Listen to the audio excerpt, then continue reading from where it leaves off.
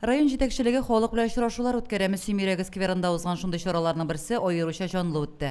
Халык үзенең сорауларын һәм теләкләрен җиткерде. Борчыган һәм хәл итәсе мәсьәләләрне уртага салып сөйләште.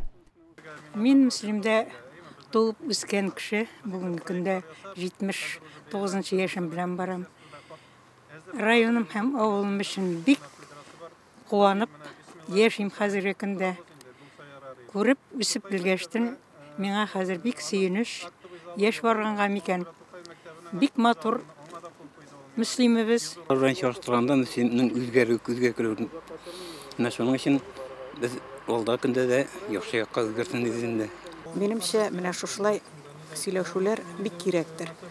Хәзер бит инде без бигрәк тә өлкән яшьтәгеләр барып, кереп, бик урамга чыгып йөрүгә авыр вакытлар бит. Пандемия вакытында булгачтан, ә менә булай урамда һәм дә шундый зур җитәкчеләр белән теге турыдан-туры элемтәдә булу, менимчә, бик яхшы әйбер.